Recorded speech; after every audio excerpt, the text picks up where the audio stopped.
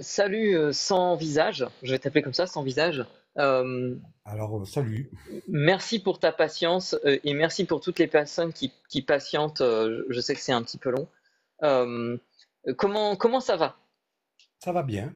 Écoutez, j'ai dû fermer les fenêtres parce qu'il y avait les cigales qui faisaient un boucan Ah, d'enfer. Donc je viens du sud, il fait chaud, et donc ça oui, va bien. et oui. C'est toujours agréable d'entendre les cigales, bon, sauf quand elles perturbent pendant les lives. Mais Voilà, il y a que pour les lives là, sinon on serait pas entendu. alors, tu as voulu monter pour t'exprimer, donc est-ce que tu es d'accord pour qu'on parte comme ça pour cette discussion suivant ce format que l'on a décrit pendant une quinzaine de minutes? Oui, oui, mais de toute façon, j'avais déjà vu, j'étais déjà venu vous voir et j'avais un peu vu comment le principe, puis ça m'avait intéressé. Je dis D'accord, dès que possible, je monterai. J'ai aussi l'occasion d'un peu voir un peu ce que vous faisiez tous, de rencontrer sur live McToy, donc voilà. d'accord, ok, ok, eh ben, super. Merci d'être venu et du coup je t'écoute, je t'écoute. Que voulais-tu nous dire à propos de cette thématique et de cette cérémonie? Eh ben, c'est curieux, c'est une question que je suis encore en train de me poser en fait. Aujourd'hui, Ah, si en fait intéressant. cette ouverture des JO était soit une ignoble infamie ou un coup de génie, comme vous le dites si bien. Mhm. Alors j'ai un avis mitigé, j'ai l'impression, j'ai envie de vous dire, ça dépend de là où je me place en fait. Ah, Si je, explique-nous ça. si je me place d'un point de vue d'un point de vue de la classe politique, hein, d'un point de vue plus global de là-haut, ben, c'est un coup de génie. Parce que le coup de génie, D'accord. c'est pas tant. Les JO, ils étaient là. Et on savait qu'ils allaient être là à ce moment-là. En soi, c'est pas le fait qu'il y a les JO aujourd'hui, c'est surtout tout ce s'est passé avant. La dissolution, les élections, le statu quo. Et donc, du coup, oui, aujourd'hui, cette ouverture des JO, c'est un super coup de génie parce que ça a été super bien fait. Il faut dire que techniquement, c'est une pure réussite. Mhm. Alors, il y a des couacs. Alors, à la différence du monsieur qui était juste avant vous, je ne vais pas dire que c'est la meilleure, mais simplement parce que je trouve que ça veut un peu rien dire c'est la meilleure, pas la Mhm. meilleure. Je me rappelle d'avoir vu celle de Pékin, c'était magnifique. Généralement, les ouvertures, c'est des choses qui sont quand même bien gérées, bien réussies, quels Mhm. que soient les endroits. Et je pense que c'est une réussite surtout parce qu'elle est pertinente. Je pense que le choix, la direction artistique qu'a pris la France, les personnes qui se sont occupées de ça, du moins, est très pertinente parce que bon voilà, elle a choisi le choix de la particularité culturelle et ça ressemblait bien à notre pays.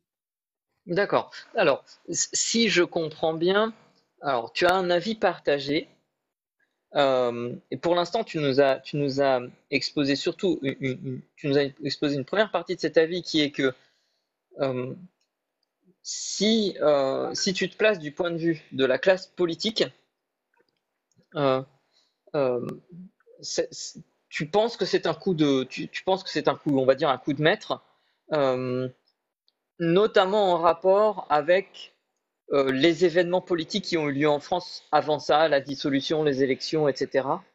Euh, et notamment lié au fait que bah, voilà, c'était quand même une cérémonie qui était très bien faite, même si toi t'es pas forcément pour l'idée de classer les cérémonies, les différentes cérémonies les unes par rapport aux autres, mais que voilà, techniquement, culturellement, etc., c'était abouti.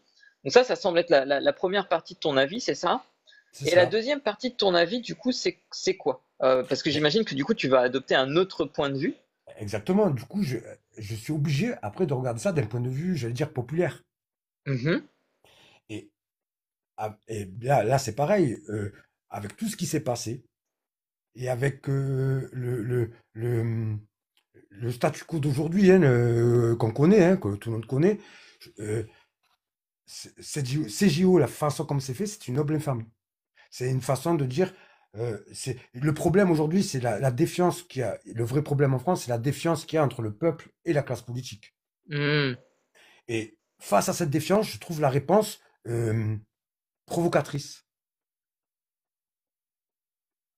En quoi c'est provocateur? Alors, attention, hein, euh, quand je dis provocateur, c'est fort. C'est provocateur, mais en même temps, comment faire? Ces JO sont tombés à ce moment-là. Vous voyez ce que Hmm. je veux dire? C'est provocateur parce que il y a quand on sent, on essaye de sentir le pouls du peuple. Et là, quand je parle du peuple, je parle du peuple avec un grand P, hein, quel que soit son bord. Mhm. Euh, on sent qu'il y a un besoin de réponse rapide. Et on a besoin. Pour ma part, je pense que le peuple a un gros problème avec sa représentativité. Hmm. Et que avec l'ère Macron, en plus, on a l'impression d'être revenu dans un, vous savez un peu, j'ai l'impression d'être revenu dans une sorte de forme de monarchie. Hmm. Et j'ai un peu, ça me rappelle, voilà, c'est drôle, j'ai un peu, ça me fait penser à la phrase de, qui c'était, Médicis, c'était qui avait dit, s'ils n'ont pas de pain, ils ont des brioches, un truc comme ça, un délire comme ça. En fait, Mhm. ça me rappelle vraiment ce moment post-révolutionnaire, en fait, où il y a une demande, il y a un ras-le-bol, il y a une colère qui est exprimée par la rue, mais il y a une classe politique qui ne veut pas l'entendre. Et pas qu'une classe politique, une classe aussi bourgeoise qui ne veut pas l'entendre et qui veut que les choses continuent telles qu'elles étaient. D'accord. Alors, est-ce que euh, j'ai l'impression, alors je vais essayer de m'approprier ce que tu as dit pour voir si je comprends bien ce que tu voulais dire, et comme ça tu pourras me dire si j'ai mal compris et me corriger si je te prête des mots qui ne correspondent pas à ta pensée. Euh, euh, j'ai l'impression que ce que tu veux dire, c'est que cette cérémonie, elle posait un problème dans le sens où quelque part, elle ne représentait pas ou on n'y percevait pas euh, les tensions qu'il y a entre la population française et la classe dirigeante et que euh, qu'elle était un peu elle présentait peut-être, alors je ne sais pas trop si c'est ce que tu voulais dire, mais une image un petit peu une image un petit peu angélique de ce qu'est la France et alors qu'en réalité il y a une il y a un problème politique entre voilà, la population et ses dirigeants, et notamment avec des dirigeants qui, euh, selon toi, se comportent presque en monarque, c'est ça? C'est ça exactement. Et puis, au-delà du roi monarque, je pense qu'il y a aussi, je pense, cette classe noble, cette nouvelle classe noble pour moi, hein, que j'appelle en fait, euh, euh, et qui, et qui est un peu le fruit de la Révolution française finalement. Hein, quand la Mhm, Révolution est arrivée, on a fait la droite et la gauche, finalement, mhm, c'était plutôt une bourgeoisie qui avait récupéré le pouvoir.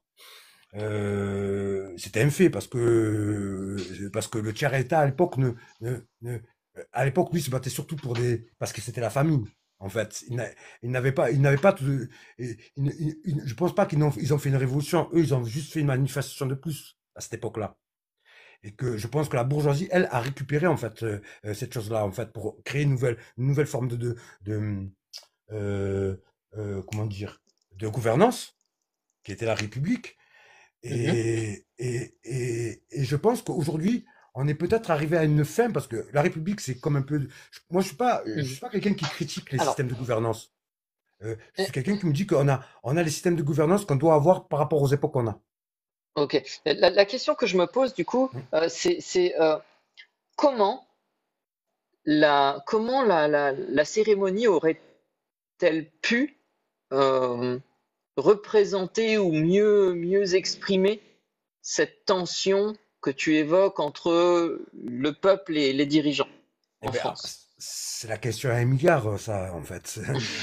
Si j'avais la réponse, peut-être que je serais président. Non, la réalité, je pense pas qu'il y avait. C'est ça qui est triste. Enfin, moi, c'est plus un constat pathétique hein, que je vois de ça, en fait. Enfin, un constat, en fait, pathétique ou pas, à la limite. Hein. Mais un constat, en fait. Je pense pas qu'on pouvait faire autre chose. Les JO arrivaient à ce moment-là. Moi, je suis plutôt Hmm. curieux du fait que du fait que Macron a, a lancé en fait tout un processus qui est lourd juste avant Mhm. ces JO. C'est ça. Moi, c'est plus ça qui m'interroge. Ah, Vous voyez ce que je veux dire? d'accord. Après, une fois que c'est lancé, qu'est-ce que vous pouvez y faire? Je pense que il aurait été peut-être plus pertinent de la part de Macron, s'il fallait faire quelque chose, s'il fallait réellement changer un processus, attendre alors la fin des JO. D'accord.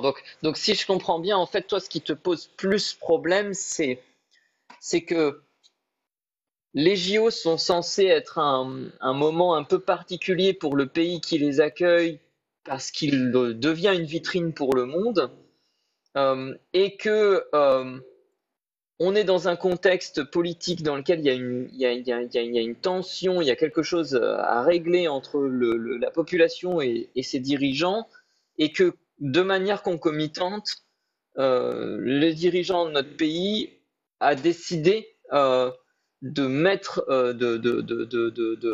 voilà, de dissoudre l'Assemblée nationale, de mettre en place toutes les élections, etc., juste au même moment, et que pour toi, c'était pas un timing qui était très bon, c'est ça? Euh, ou alors un coup de génie.